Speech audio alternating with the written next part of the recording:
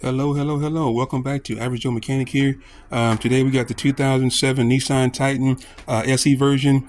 And what we're doing today is the water pump replacement. The water pump replacement, okay? Real quickly here, everything's been taken apart and just placed right here so you can see as I talk through the entire video. So I'm gonna just talk everything through so you can see what I did step by step all the way up until I got to the water pump itself, okay? First off, starting with the engine cover, you got a 10 millimeter here, 10 millimeter here. You're gonna go ahead and take those screws out, and you're gonna go ahead and remove that, move the engine cover. Okay, get this out of the way here. Engine cover. Now you're gonna come down here to the air intake system here. You have a 8 millimeter here and an 8 millimeter here. Go ahead and take those washers loose here, and then you're gonna go ahead and take your air hoses out of here. And once that's disconnected, go ahead and get this out of the way. All right, you don't have to do this part here, but I did it anyway. I disconnected the airflow sensor here, but I did take out this right here, which is the throttle body sensor. I disconnected it here, got it out of the way, give myself a little bit more room to work in here. Okay. Now this part right here, this chamber right here, this is where the thermostat sits, right in here.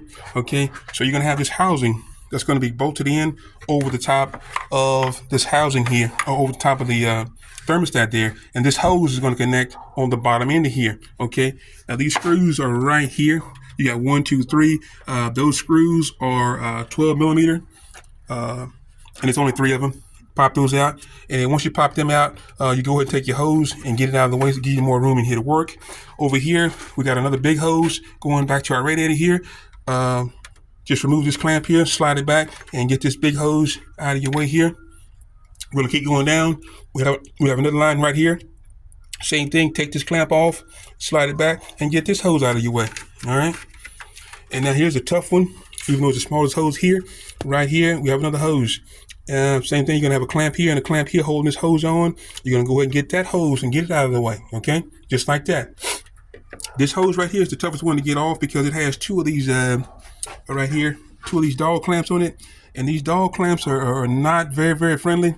And plus, if you look right here, you don't have a lot of space in here between here and here. This nipple here and this nipple here are too close together. So this hose really can't flex a whole lot. So to make this easy, what I had to do was move this top clamp, move it down, take my pliers and grab it here and go left to right, rock it left and right to get it to slide down slowly, slowly, slowly. Also, I had a screwdriver on this side pushing down to get it off of this one. Okay, now once you get this this hose off, this top end off, the bottom end, go ahead and take both clamps off. So go ahead and take this clamp off and this clamp off completely. That way, down here on this bottom one here, all you have to do is just spin it a little bit and it'll come right off. Real easy, okay? And that's it in a nutshell. Okay, now once we get to that point, now the next thing is this fan belt here, getting this fan belt off. And right over here, you have your tension pulley.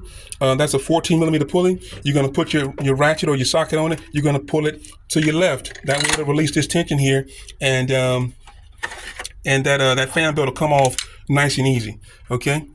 All right, now once the fan belt's out of the way, well, before you take that fan belt off, you're gonna have the pulley, okay? That pulley is gonna sit right on top of here. You see these 4 holes here, 1, 2, 3, 4, all the way around here. That's these holes right here. You wanna loosen up these bolts right here, and these are 10 millimeter. You wanna loosen up all 4 of them before you take the fan belt off. And again, loosen up these bolts right here in the pulley first, before you take the fan belt completely off, okay? Now, once you get the fan belt off, you can go ahead and run your screws out, and that's pretty easy to get those out. But okay, do not take that fan belt off first, because if you do, it'll keep spinning every time you try to take those screws out. That's why you want to take those screws and loosen them up before you take the fan belt off, okay? All right, and now my second piece here, the tough piece, looking down in here, you see why this coolant is still shining right here? There's still some engine coolant in here.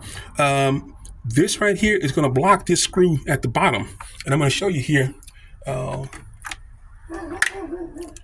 If you look at my setup here, I'm going to go ahead and talk you through this real quick. If I can show you here. Right here, I got a top screw here, and it's an easy fit. all this space I just created by moving the hoses, easy fit right here. Okay, I got an easy fit right here. Common sense here. Easy fit right over here on this one. And even on the bottom side down here, that's an easy fit down here as well. This screwed right here. There's one down here. That's an easy fit as well from here.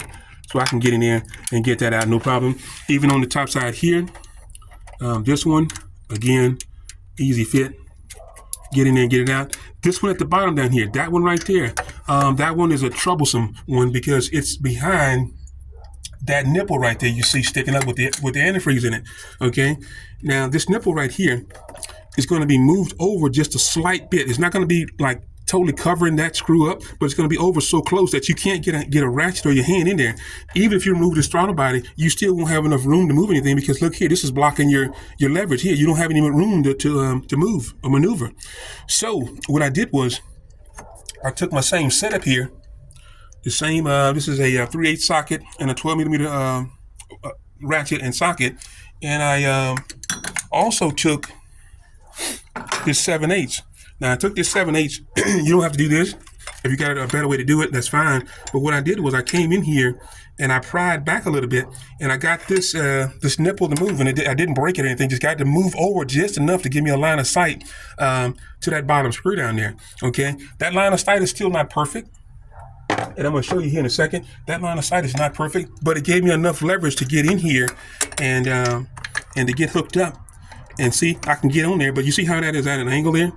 It's still not perfect, but it's good enough to get in here and get that screw loosened up and get it out of there. And that's it in a nutshell.